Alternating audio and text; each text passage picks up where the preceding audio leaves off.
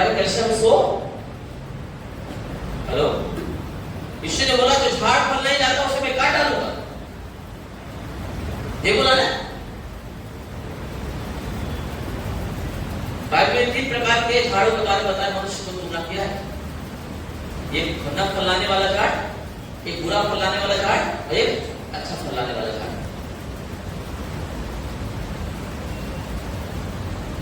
Hello, लूका की किताब में लिखा हुआ है, यीशु मसीह एक उदाहरण बताता है।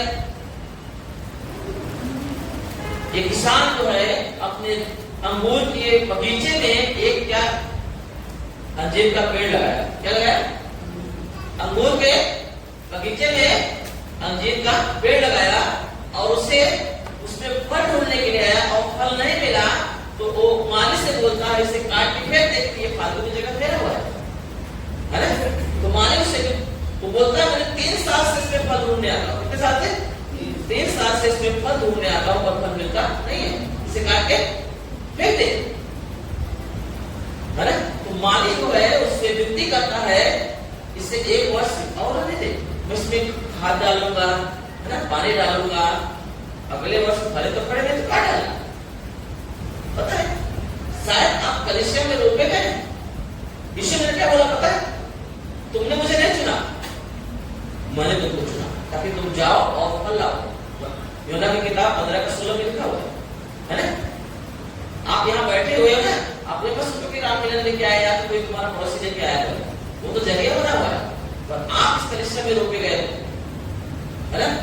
ये जो अंगूर की बगीचा है ना, ये जो आशीष का जो कलिसिया है, उस कलिसिया में आप एक व्यक्ति करके उधार करके लगाए गए हो। ये यीशु ने लगाया है, ये कोई पास्टर ने नहीं लगाया है, कोई तुम्हारा विश्वासी ने नहीं लगाया है। समझा? अगर उसमें आप फल नहीं लाओगे तो परमेश्वर ही क्या करेगा? फेंकेगा उठा के। मेरी बात समझ आ रहा है? हेलो, कौन फेंकेगा? तो फेंका क्यों नहीं जा रहा पता है? क्योंकि माली बन के कोई तो विनती कर रहा है। यीशु मसीह तुम्हारा है ना, किसी के अंदर होके तुमसे क्या कर रहा है? तुम्हारे लिए विनती कर रहा है, तुमको समझा रहा है तुम्हारे अंदर, जिससे झाड़ के अंदर क्या बोला? मैं पानी डालूंगा और खाद डालूंगा। उसी प्रकार से कोई पास्टर बन के यीशु मसीह पास्टर के रूप में, यीशु मसीह आपके पड़ोसी विश्वासी के रूप में आपको समझा रहा है, खाद पानी डाल रहा है ताकि तुम फल लाओ, है ना। तब भी नहीं सुनोगे, तब भी फल नहीं लाओगे तो एक समय ऐसा आ जाएगा, काटा आ जाएगा। मेरी बात समझ आ रही है? एक समय ऐसा आता था कलिसिया में कि कितने सारे लोग बपतिस्मा के लिए तैयार होते नहीं लगे। अब यहाँ पे पुराने लोग सुनते हैं, मेरा वीडियो यूट्यूब पे और डाला जाएगा, लोग सुनेंगे तो क्या कहेगा? हेलो, फल लाने में एक विश्वासी है। इतना मेहनत मत करो कि तुम कलिसिया में आके सो और समाचार करने को तुमको न मिले, प्रार्थना करने के लिए तुमको समय न मिले। आपका कंफर्ट जोन जो है वही तक सही है जब परमेश्वर के वचनों को उल्लंघन न करें। हेलो, तो यहाँ का कंफर्ट जोन आपका जो है आपका आध्यात्मिक जीवन को बिगाड़ देगा। यीशु ने खुद कंफर्ट दे दिया है, हमें आराम दे दिया है। बोला है तो धार्मिक लोग होते हैं, धार्मिकता का जो जीवन जीते हैं, उनके रास्ते में मृत्यु नहीं आता, जीवन आता है। हेलो, जो धार्मिकता का जीवन जीते हैं, हेलो, उनके रास्ते में मृत्यु नहीं आता, जीवन आता है। मृत्यु का पता भी नहीं चलता। जैसे मैंने बताया नहीं, 12:28 में लिखा था। मेरे पास समझ आ रहा है? कंफर्ट दिया नहीं दिया? हेलो, प्रभु ने जब कंफर्ट दे दिया है, वो आराम दे दिया है, तो हम अपने तरीके से आराम लेने के चक्कर में परमेश्वर के और तरीकों को खो जाए उस कंफर्ट को पाने के लिए। तो कोई विश्वास करता तो बपतिस्मा लेने की हिम्मत नहीं पड़ रही। क्या जाने कैसा विश्वास है लोगों का, कैसे समर्पण है लोगों का। यीशु मसीह जानने के बावजूद भी उसके पीछे चलने से डर लगता है। अब बताओ मुझे, यीशु क्या बोलता है? मन क्रॉस और कलाश निकट। जो विश्वास करे वो बपतिस्मा ले और उसका उद्धार हो जाएगा। आमीन। आमीन। प्रभु आपको इस कलीसिया में अपने आपके बारे में अपने अंगूर के बगीचे में आपको रोकना चाहता है। हेलो, एक दिन यीशु मसीह मत्ती की किताब में अध्याय में लिखा है, यीशु मसीह एक नगर में जा रहे थे। नगर में जाने से पहले उनको भूख लगी थी। उन्होंने एक झाड़ को देखा, एक अंजीर के पेड़ को देखा। हेलो, उनको लगा कि इसमें रोड के किनारे ही, सड़क के किनारे वो पेड़ था। यीशु को लगा कि इसमें उसको फल मिलेगा खाने को, और जाके देखे तो उसमें कोई फल नहीं दिखाई दिया। हेलो, फिर यीशु को तकलीफ हुई, यार मैंने उम्मीद रखा था कि इसको फल रहेगा। हेलो, इसको फल रहेगा, परंतु तो फल ही नहीं रहा है। यीशु ने बोला आज के बाद तो कभी फल नहीं चलेगा। क्या बोला? आज के बाद तो कभी फल नहीं फलेगा। बाइबल बताती है कि तुरंत के तुरंत वो झाड़ क्या हो गया? सूख गया। क्या हुआ? सूख गया। हालेलुया। तुरंत के तुरंत वो झाड़ क्या हो गया? सूख गया। जो झाड़ फल नहीं लाएगा, यीशु मसीह को देखने पर फल नहीं मिलेगा, वो झाड़ क्या होगा? स्वाभाविक है ना?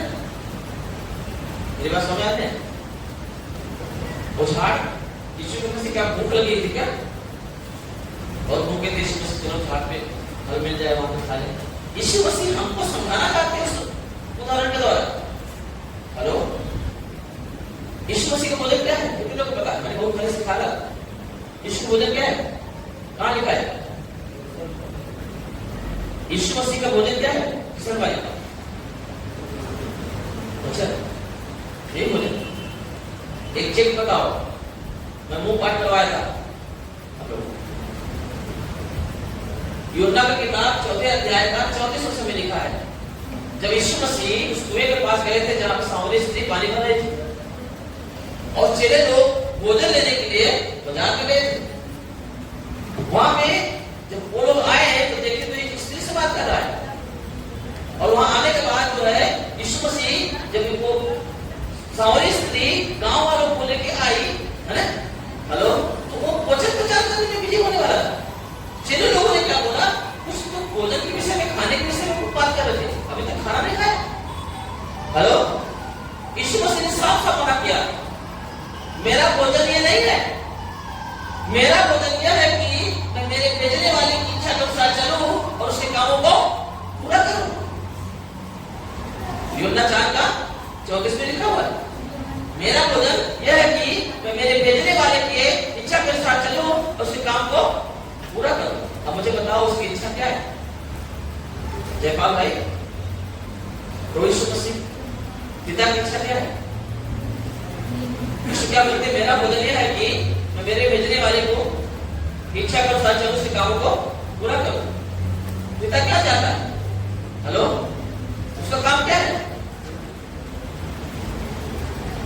सबसे प्रथम वो चाहता है कोई नाश न हो, हर एक व्यक्ति का उद्धार हो। क्या चाहता है? कोई भी व्यक्ति नाश न हो, परंतु हर एक व्यक्ति का उद्धार पाए। अब मुझे बताओ, अगर आपके आसपास जो उद्धार पाए हुए नहीं हैं, अगर हम उनको ना बताएं, उनको समाचार ना करें, तो क्या हम काम कर रहे हैं? हम भोजन में अपने भोजन वस्तु में लिप्त हो जाएं और अपने कंफर्ट जोन को ढूंढने लगे और हमारे आसपास के लोग नाश होते रहे, तो क्या हम उसकी इच्छा को पूरा कर रहे हैं? यही पता है। उसका भोजन यही है कि परमेश्वर की इच्छा के अनुसार चले, उसका कामों को पूरा करे। और इसीलिए प्रभु बोलता है जाके उस तरफ लाओ। वो झाड़ जो रोपा गया है कलीसिया में, है ना, वो झाड़ जो है, वो व्यक्ति जो कलीसिया में जोड़ा गया है, परमेश्वर ने चुनाव किया है और फल लाने के लिए। क्या लाने के लिए? फल लाने के लिए। इतना याद रखना, जिसका मैं नाम ले रहा हूँ सो ही रहे, सोते हुए पाते हैं, तभी मैं बोलता हूँ। आंख तो बंद रहती है, दूसरे को धर्म तो खराब हो रहा है, दूसरा व्यक्ति तो सोता हुआ दिखेगा ना। बाइबल लिखा है तुम आदर्श बनो। क्या बनो? आदर्श बनो। हालेलुया। क्या बनो? आदर्श बनो। मसीह की शिक्षा के अनुसार जीवन तुम्हारा रहना चाहिए, खराई रहना चाहिए। धार्मिक व्यक्ति परमेश्वर के वचनों के हिसाब से धार्मिक बन सकता है। आमीन। धार्मिकता को मेंटेन कैसे कर पाओगे? यीशु ने अपने मृत्यु के द्वारा हमें धार्मिक बनाया, हमारे पापों को अपने ऊपर ले लिया, हमें धार्मिकता का जीवन दिया। अब उस धार्मिकता को लेकर चलने के लिए हमें परमेश्वर ने क्या दिया है? वचन दिया। आमीन। हेलो, आपको धार्मिकता में बने रहने के लिए प्रभु के वचनों को अनुसार करना पड़ेगा, है ना? इसकी शिक्षा से आगे नहीं बढ़ना है, इसमें बने रहना है, बने रहना जरूरी है। आमीन। हेलो, सब सुना है? बंधु रहो उसमें, यही प्रभु चाहता है। तो क्या प्रभु झाड़ के किससे बात कर रहा है कि एक विश्वासी किससे बात कर रहा है? इसके विचार किससे बात कर रहा है? एक विश्वासी किससे बात कर रहा है? आप कैसे भी हो, अगर आपके आसपास कोई यीशु को नहीं जानता है सही से, आप वो नाश हो रहा है, आपका काम है उसे यीशु मसीह के बारे में बताना। मैंने बहुत पहले एक गवाही सुना था, बहुत पुरानी गवाही है, मैंने आप एक कलीसिया में कई बार इसका जिक्र भी किया। ये बॉम्बे में कहीं की घटना है, उल्लासनगर में कहीं आसपास की घटना है, बहुत पहले पुरानी गवाही। दो व्यक्ति सुसमाचार करने के लिए रोड पे निकले। कहां पे? रोड पे, कलीसिया से निकले। और एक भाई जो है ऑटो स्टैंड पे गए, दोनों ऑटो स्टैंड पे गए, और एक भाई उसमें से एक व्यक्ति को सुसमाचार करने के लिए जा रहे थे, तो दूसरा उसे रोक दिया। तो क्या बोला पता है? तो जिसे उस समाचार करने जा रहा है वो ऑटो ड्राइवर है, और वो यहाँ का दादा है। हेलो, क्या है? गुंडा है। जितना ऑटो चलते हैं उसका एक सरदार है, वो बहुत दुष्ट है। हेलो, क्या बोला? वो दुष्ट है। मेरे पास समझ आ रहा है? बिना वजह के लोगों को मारता है, इतना दुष्ट है। और जब वो मारने लगता है, उसके साथ पूरे जो है ऑटो चलाने वाले मंडली पूरा एक हो जाते हैं, इसीलिए उसका कोई भी सामना नहीं कर पाता। वो भाई क्या बोलता पता है? कोई भी होने दो, पर पापी तो है। कौन है वो? पापी है। और प्रभु पापियों को तो फिराने के लिए, बुलाने के लिए आया है। वो नहीं चाहता कि कोई नाश हो, वो चाहता कि हर एक का क्या हो? उद्धार हो। इसलिए मैं जाऊंगा, वो करेगा, मुझे मारेगा, हाथ तोड़ देगा, मुंह फोड़ेगा। यीशु ने बोला है जो शरीर को खाद कर सकते हैं, करते हैं, उससे मत डरो, और उसी से डरो तो तुम्हारे शरीर और आत्मा दोनों को नरक में नाश कर सकता है। और ये वचन बोल के वो चला गया, और उसे यीशु मसीह बारे में बताने लगा, और वो ध्यान से सुन रहा था। हेलो, जो उसे बताने लगा, ध्यान सुन रहा था। 10 से 15 मिनट बराबर जो है बात किया, 15-20 मिनट, और सुनता गया, कुछ भी नहीं बोला। हेलो, उसके बाद बोलता है कि तुम इधर ही रुको। हेलो, इधर से जाने का नहीं। और उसने सब ऑटो ड्राइवर जितने भी ऑटो चला रहे थे सबको इकट्ठा करना शुरू कर दिया। और जैसे इकट्ठा करने लगा, अब इसको डर लग गया, अब तो मेरा धुलाई पक्का। हेलो, जो बताया तो भाई वो तो भाग गया, अब मैं अकेला बचा हूं। अब ये तो मुझे मारने वाला है, क्योंकि सबको इकट्ठा कर रहा है, और मेरा बराबर धुलाई होने वाली है। देखते देखते जो है थोड़े समय में 50-60 जो है ड्राइवर्स, ऑटो ड्राइवर्स, उससे भी अधिक संख्या में वहां इकट्ठे हो गए। और फिर उससे आके बोलता है, और ये थक कांपने लगा। हेलो, अब तो मुझे मार पक्का लगेगा, थक कांपने लगा। और फिर वो बोलता है, जो बातें तूने मुझे बताया वही बातें इन्हें भी बता, क्योंकि जो बातें तूने मुझे बताया मुझे इतना अच्छा लगा, और मैं अपने से इन्हें बता नहीं सकता। हेलो किशन भाई, अपने से मैं उन्हें बता नहीं सकता। हेलो, और वो बातें उनको भी बताना शुरू किया। पता है वहां पे एक बड़ी मंडली यीशु पर भरोसा किया, विश्वास किया। आप जब तक अपने कंफर्ट जोन से बाहर नहीं निकलोगे, तब तक आप परमेश्वर के कामों को नहीं देख पाओगे, अपने जीवन को नहीं देख पाओगे। आप डरते रहोगे, परमेश्वर की इच्छा को पूरा नहीं कर पाओगे। जो उसका भोजन है, जिसको ढूंढने के लिए आता है, वो आपके अंदर नहीं पाएगा। हेलो, यीशु का भोजन यही है कि उसके भेजने वाले की इच्छा के अनुसार चले और उसके कामों को पूरा करे। और वही इच्छा, वही भोजन जो अपने अंदर है ना, अपने द्वारा करके दिखाना चाहता है, वही भोजन हमारे अंदर होता है। एक झाड़ लगाए, वो झाड़ के अंदर होता है। आमीन।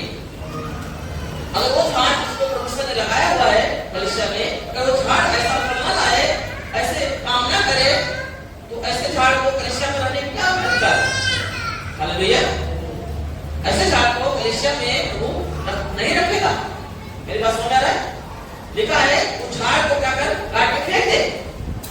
3 साल से फल ढूंढने के लिए आता, परंतु फल नहीं मिलता। अरे हालेलुया। कहीं ऐसा ना हो कि हम अगर ऐसे कंफर्ट जोन में पड़े हुए हैं, तो हम भी आज फल नहीं ला रहे हैं, कहीं ना कहीं यीशु मसीह हमारे लिए विनती कर रहा है, परंतु उसका भी एक लिमिट है। हालेलुया। उसका भी क्या है? लिमिट है, एक सीमा है। मेरी बात समझ आ रहा है? अगर वो लिमिट खत्म हो गई, तो ऐसा ना यीशु मसीह बोले आज से एक कभी फल नहीं आएगा। हेलो, जैसे उस अंजीर के पेड़ के साथ किया, क्या बोला? आज से ये फल नहीं फलेगा। और वो तुरंत क्या हो गया? सूख गया। कहीं ऐसा ना हो कि हमारे तौर तरीकों को देख के वो एक बार आपके बोल दे या उसके विचारों में आ जाए कि आज आपसे फल नहीं फलेगा, खत्म उसका चीज। हेलो, प्रभु ने इसलिए आपको कलीसिया में रोका है, रोया है, इसलिए जोड़ा है कि तुम फल लाओ। क्या लाओ? फल लाओ, है ना? तो 3 झाड़ के बारे में 3 तरीके से बताया परमेश्वर ने कि मनुष्य का जीवन कैसा होना चाहिए, है ना? उसमें से पहला जो तरीका, एक ही प्रकार का जो झाड़ है उसमें वो जीवन पाएगा। जो कभी फल नहीं लाने वाला झाड़ है, वो फल को वो भी नहीं बचेगा। बुरा फल लाने वाला झाड़ है, उसे भी काट दिया जाएगा। अच्छा फल लाने वाला झाड़ जो प्रभु के अनुसार फल लाता है, जिससे प्रभु ढूंढता है कि अधिक फल लाए। आमीन। मेरी बात समझ आ रहा है? वही व्यक्ति बचेगा, नहीं तो वो नहीं बचेगा। इसलिए कलीसिया में 3 प्रकार के लोग होते हैं, है ना? एक तो आते हैं उनकी बुराई छोड़ने के लिए नहीं आते, बुराई को छोड़े, है ना? ऐसे व्यक्ति को प्रभु काटेगा। और एक व्यक्ति आते हैं जिन्हें प्रभु एक नई सृष्टि बनाता है। आमीन। और वो आके बराबर बैठते हैं, दान दशमांश देते हैं, कलीसिया में बराबर आते हैं, और उनको लगता है मैंने अपना काम पूरा कर लिया। और उनके जीवन में जो प्रभु चाहता है भोजन, वो भोजन नहीं दिख रहा है। वो क्या चाहता है कि उसके इच्छा के अनुसार चले, उसके कामों को पूरा करे। उन लोगों को यीशु मसीह के बारे में बताया जिनको अभी पता नहीं है, क्योंकि जिसके पास यीशु है उसके पास जीवन नहीं है। आमीन। मेरी बात समझ आ रहा है? ऐसे व्यक्ति को प्रभु क्या कर रहा है? कलीसिया में रोकना चाहता है। हमें ऐसे व्यक्ति को बनना है, तभी हम कलीसिया में रह पाएंगे। कलीसिया में कभी नंबर नहीं आएगा। आप पता है, जीवन की किताब में नाम लिखे जाते हैं उन व्यक्तियों का जो प्रभु में उद्धार पाते हैं। आमीन। जो ऐसे कामों को त्याग देते हैं, नई सृष्टि बनने के लिए प्रभु हाथों में खुद को दे देते हैं, एक मन फिराया और पापी बन के यीशु के हाथों में दे देते हैं, ताकि प्रभु यीशु मसीह के पापी के जीवन से हटा के धार्मिकता जीवन सौंप दे। आमीन। पर वो वही व्यक्ति होंगे जिन्होंने मन फिराते हैं, वही पापी होंगे। पापी नहीं होंगे, मन फिराए पापी होंगे। हालेलुया। प्रभु पापियों को नहीं, मन फिराने वाले पापियों को प्रभु अपने पास बुलाता है। आमीन। कभी कभी हम लोग नए लोगों के पास जाते हैं, तो बोलते रहते हैं, सुनते नहीं, परंतु एक दिन क्या हो जाते हैं? सुन लेते हैं। आमीन। हेलो, तो हमने उनको नहीं बुलाया, प्रभु ने उन्हें तैयार कर दिया। उन्हें लगा कि हाँ, मुझे भी मन फिराने की जरूरत है, क्योंकि मैं पापी हूँ, है ना? हालेलुया। मेरे पास समझ आ रहा है? आज कितने सारे लोग हैं जो दुख तकलीफ में पड़े हुए हैं, बीमारियों में दबे हुए हैं। आपको पता है, पैसा हो जाने से, धन दौलत हो जाने से कोई कंफर्ट जोन में नहीं आने जो प्रभु में देना चाहता है। आमीन। सुख शांति नहीं मिल जाती। जब परमेश्वर के तौर तरीकों को अपनाओगे, तो परमेश्वर बोलता है धार्मिकता का जीवन अपने जीवन में अपना जीवन बनाओगे, वो धार्मिकता के जीवन में मृत्यु नहीं आती, अनंत जीवन आता है। आमीन। उसमें कंफर्ट जोन आता है, परमेश्वर का द्वारा दिया हुआ लिखा है ना? मैंने कितनी बार बताया है, नीति वचन 11:4 में लिखा है, क्रोध के समय धन से तो लाभ नहीं होता, परंतु धार्मिकता उससे मृत्यु से बचा लेता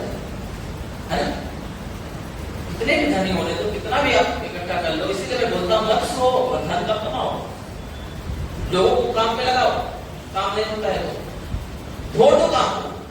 यीशु मसीह उस समय आ गया तो क्या करोगे तुम? फल नहीं दिखा तो क्या करोगे तुम? हाँ? जब तक खरा जीवन नहीं जियोगे, खरे व्यक्ति आपके साथ नहीं जुड़ेंगे, क्योंकि जो भी जुड़ेंगे वो खरे नहीं बन पाएंगे, वो निकल जाएंगे।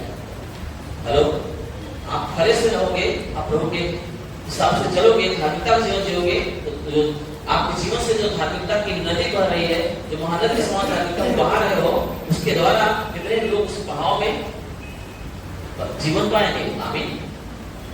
यही बात प्रभु बोलना चाहते हैं, धार्मिकता को बहने दो। आमीन।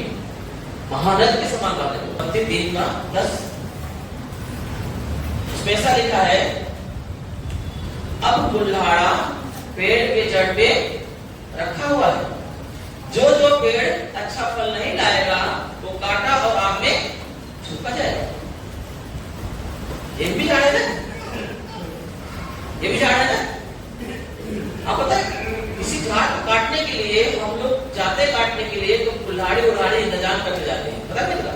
जो जंगल काटने जाते हैं, है ना, किसी का जो गांव वगैरह में जो झाड़ सूख जाते हैं उसको निकालने के लिए जाते हैं, है ना, तो वो कुल्हाड़ा को लेते हैं। अगर नहीं है तो उनके पास मार्केट में जाके लेते हैं, अगर तभी नहीं मिला तो उसको बनवाते हैं।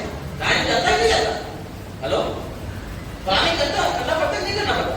परंतु बाइबल बताती है कि अब कुल्हाड़ा पेड़ के जड़ पे रखा हुआ है, जो जो पेड़ अच्छा फल नहीं लाएगा काटा और आग में झोंका जाएगा। हालेलुया। इसका मतलब है कि अब न्याय का समय क्या है? द्वार पे है, जड़ पे है। हेलो, हमने क्या पढ़ा था वचन में? आमोस की किताब 5:24 में, न्याय को नदी के समान और धार्मिकता को महानदी के समान बने दो। न्याय का, है ना, वो न्याय अभी नदी के समान बन रहा है। हेलो, वो नजदीक है, द्वार पे है। मेरे पास समझ आ रहा है? कुल्हाड़ा पेड़ के जड़ पे रखा हुआ है। अगर जो व्यक्ति मन नहीं फिराएगा, अपनी मनमानी करेगा, है ना, ऐसा व्यक्ति जो फल लाता हुआ नहीं रहेगा, कलीसिया में पाया जाएगा। अरे बात कलीसिया से बात करेगा। हेलो, क्या करेगा? कलीसिया से बात करेगा। क्यों नहीं बात करेगा? पता है, अगर वो रहा है तो औरों को बिगाड़ देगा। इसलिए लिखा है, और तुम जांचते रहो कहीं ऐसा नहीं कोई कड़वी जड़ निकले, फूट निकले और बहुतों को अशुद्ध कर दे। तो न तो तुम उसकी कड़वी जड़ बनो और बनने वाले को न तुम साथ दो। हेलो, उन्हें बाहर रहना ही जरूरी है।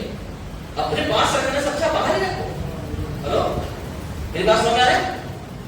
ऐसे व्यक्ति जो बंद नहीं फिराना चाहता है, जानता है, जान के भी अनजान बन रहा है ना, और एक दूसरे के लिए, है ना, धोखा का कारण बन रहा है, ऐसे व्यक्ति को दूर रहना ही अच्छा है। मेरी बात समझ आ? 4 लोग रहोगे, अगर आप धर्मी लोग रहोगे तो 5वां आएगा तो धर्मी बनेगा। मेरी बात समझ आ रहा है? अगर तुम 10 लोग हो और उसमें धार्मिकता का जीवन नहीं पाया जाता है तो 4 लोग आएंगे वो भी अधर्मी बन जाएगा। मेरी बात समझ आ रहा है? इससे अच्छा है कम लोग रहो, धर्मी रहो तो औरों को धर्मी बना सकते हैं। इसलिए जो वचन में लिखा है उसे तुरंत निर्णय लो, सोचो मत, तुरंत निर्णय लो, मन फिराओ, क्योंकि मन फिराने वाले पापी को प्रभु की जरूरत है ना? ऐसे दुनिया में बहुत सारे पापी हैं, नहीं तो सब कलीसिया में बैठ जाते थे। हेलो, बराबर नहीं बैठ जाते थे आगे। परंतु परमेश्वर ऐसे व्यक्ति को ढूंढ रहा है जो मन फिराया हुआ पापी हो, जिसके अंदर पश्चाताप का मन हो, जैसे उड़ाऊ पुत्र मन फिरा गया है ना? उसने बोला, भले इस बात को उसने सोचा कि मेरे पिता के यहाँ सुख और शांति है, कंफर्ट है, और यहाँ मैं परेशान हूँ, दिक्कत में। हालेलुया। मुझसे बेहतर तो हमारे घर में नौकर का जीवन है। आपको सोचना चाहिए व्यक्ति को कि मैं पाप का जीवन जी रहा हूँ, तकलीफ का जीवन जी रहा हूँ, सुख शांति जीवन हमारे पिता के पास है, यीशु के पास है। मैं जाऊंगा, माफी मांगूंगा और मैं पिता से अनुग्रह मांगूंगा। हालेलुया। ऐसे पापी की जरूरत किसी को नहीं, पाप न छोड़ने वाले पापी की जरूरत नहीं। कुल्हाड़ा जड़ पे रखा है। हेलो, इसलिए अपने आप को जांचो कि आप फल लाने वाले झाड़ हो कि न फल लाने वाले झाड़ हो। मत डरो कि कौन कितना खतरनाक है। हेलो, वो इतना डेंजरस था, खतरनाक इंसान था, उससे कोई बात नहीं करता था, व्यक्ति ने हिम्मत करके गया और उसका भी उद्धार हो गया, है ना, जिसको जो दुष्ट था उसके द्वारा और लोग उद्धार हो गए। अब ना जितने दुष्ट लोग हैं, जितना दुष्ट है, तो वो अगर वो बदले गए उससे औरों को भी बदल आए, क्योंकि दुष्ट को एक मंडली बन जाती है। जितना बड़ा दुष्ट रहता है उसके साथ उतनी संख्या में मंडली रहती है। मेरी बात समझ रहा है? जितना बड़ा पापी रहता है उसके साथ और पापियों का एक झुंड रहता है। अगर उसमें से अगर कोई पापी मत फिराया तो और पापी को भी मत फिराने के लिए द्वार खुल जाते हैं। मेरी बात समझ आया? ऐसे व्यक्ति को पीछे मत डरो मत, यीशु मसीह के बारे में बताओ, मारता है तो मारने दो, है ना। यीशु मसीह ने बोला जो तुमको छूता है मेरे आपकी पुत्री को छूता है, आपको केयर करेगा। आमीन। और यही काम, यही फल प्रभु देखना चाहता है। आप बाहर निकले, जैसे अभी बच्चे लोग सपना देख रहे हैं, दर्शन देख रहे हैं कि बाहर निकल रहे हैं, समाचार कर रहे हैं, तो उनका आत्मा बता रहा है, अब इसके वचन वो दे रहा है। प्रोफेसर काका बोल रहा है कि तुम उन तक पहुंचो। आमीन। कंफर्ट जोन से बाहर निकलो।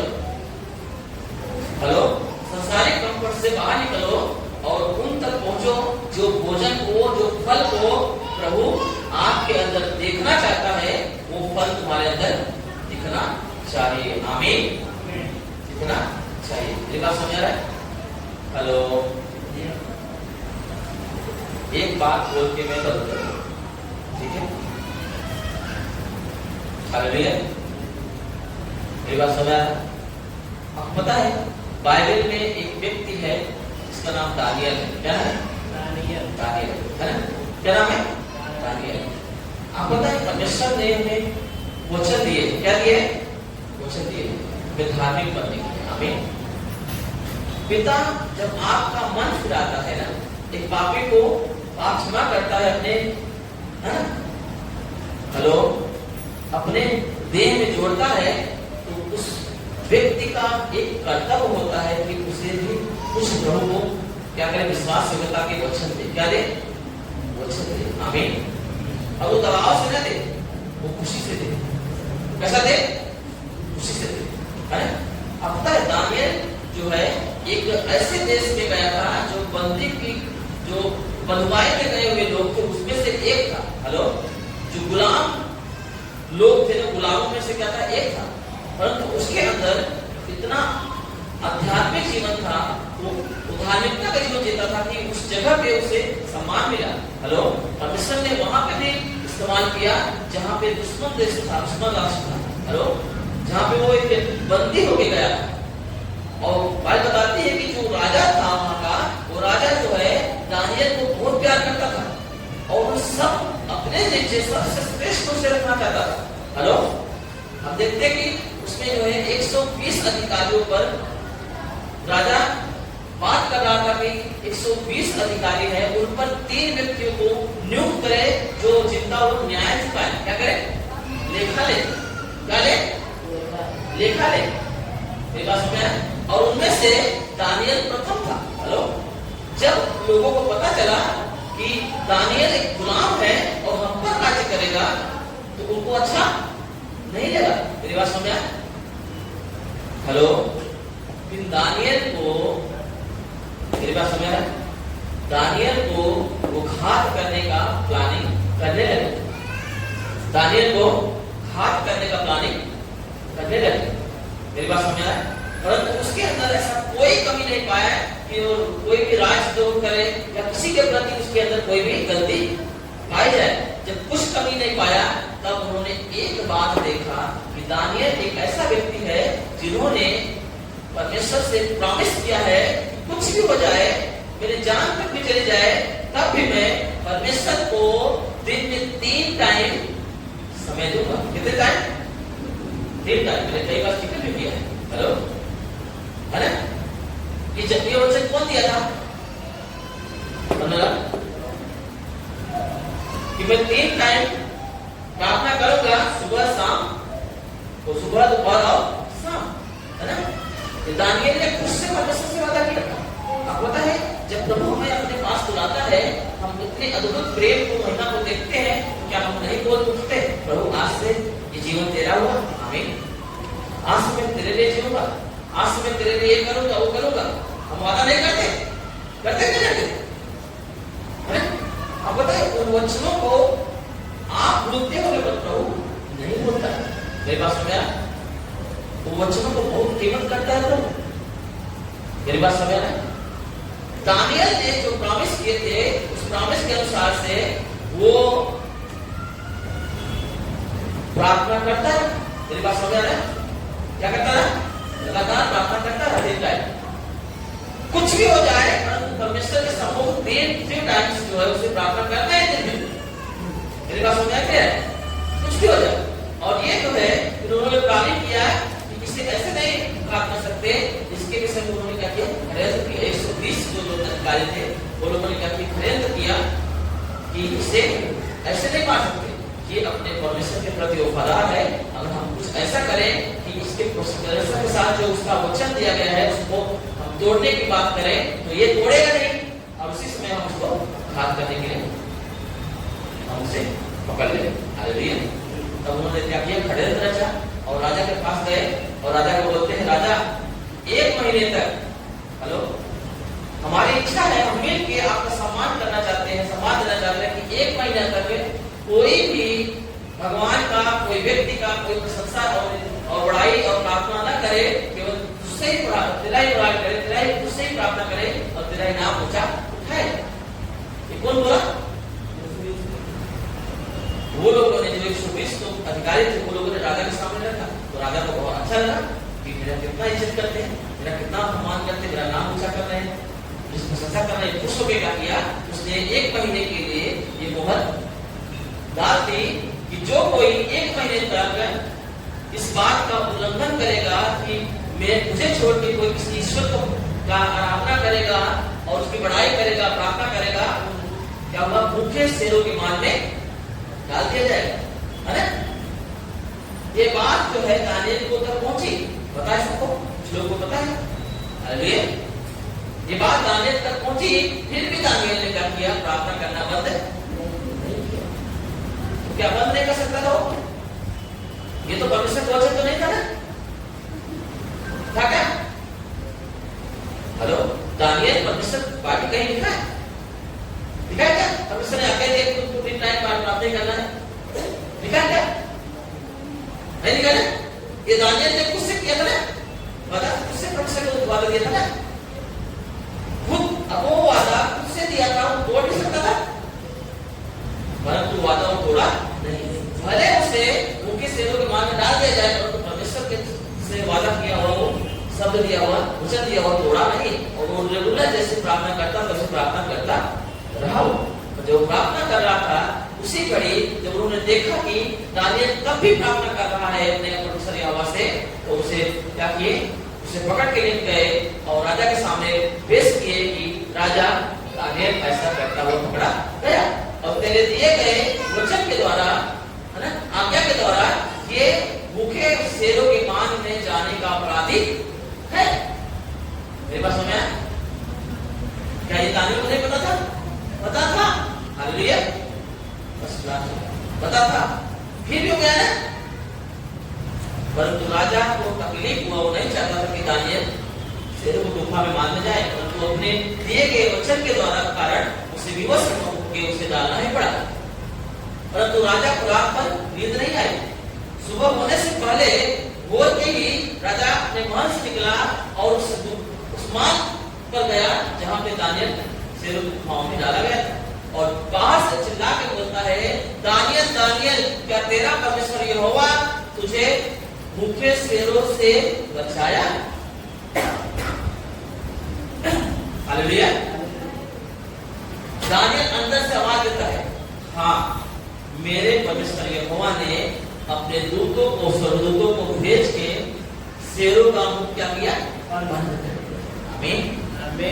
तुरंत राजा ने क्या किया? उसकी आवाज सुनते ही सैनिकों को आज्ञा दिया और उसे उस गुफे में से, उस मार्ग में से दानियल को निकाला गया। हेलो। और फिर राजा को क्रोध आया उनके ऊपर जिन्होंने खड़े होकर के दानियल को मारने की प्लानिंग की थी।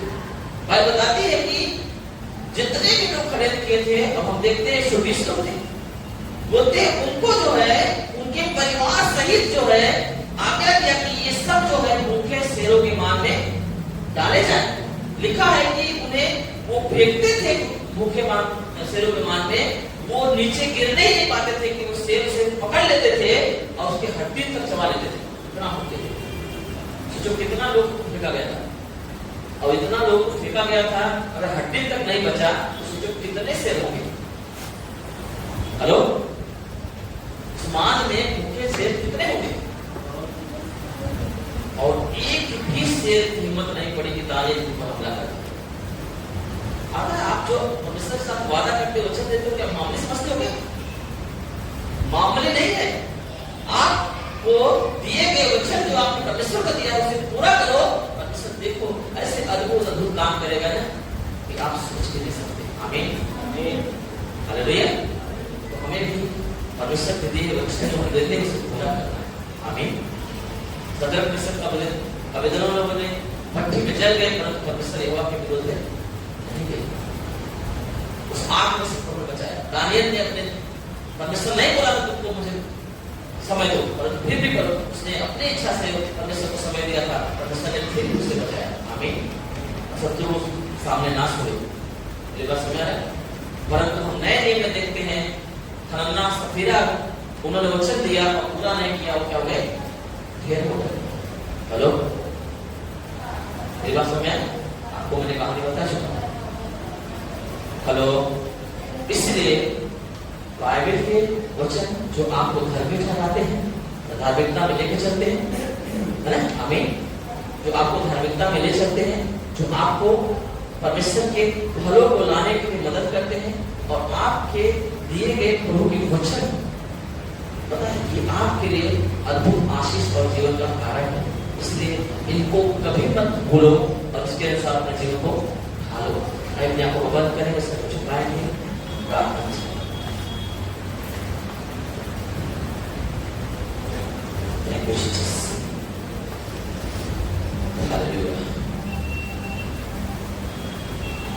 प्रियो, ये वचन प्रभु की ओर से बात बताती है। यीशु बोलते हैं इसके काम और सुन ले कि आत्मा कलीसिया से क्या बातें कर रहा है। कलीसिया से बातें कर रहा है, वो अन्य जाति से बातें नहीं कर रहा है। इसे परमेश्वर ने चुना है और अपने आंगनों में उन्हें रोपा है, अपने देह में उन्हें साटने का, सटे रहने का अधिकार दिया उन्हें। ऐसे व्यक्ति से बात कर रहे हो, तुम ऐसे झाड़ के समान रोके गए हो जो फल लाने के लिए रखा गया है। मैं अगर आप झाड़ हो तो मैं फल ढूंढूंगा तुम्हारे अंदर, और मेरा भोजन, मेरा फल ये नहीं है जो संसार कंफर्ट जोन को ढूंढता है, क्योंकि पिता की इच्छा यही है, मेरा भोजन यही है कि मैं परमेश्वर के इच्छा के अनुसार चलो, उसके कामों को पूरा करूं। आज यीशु मसीह जब हमारे पास आता है, इसी चीज को ढूंढता है, पिता की इच्छा हम पूरा कर रहे हैं, उसके बताए गए मार्ग में हम पाए जा रहे हैं कि नहीं पाए जा रहे। उसकी इच्छा है प्रेम की हर एक मनुष्य का उद्धार हो, हर एक मनुष्य बच जाए। आज हम ये जानते हैं, फिर भी हम समाचार नहीं करते, हम फल लाने वाले झाड़ नहीं, हम फिर भी अपना योगदान नहीं देते, प्रार्थना में योगदान नहीं देते, उनके लिए फिक्र नहीं करते।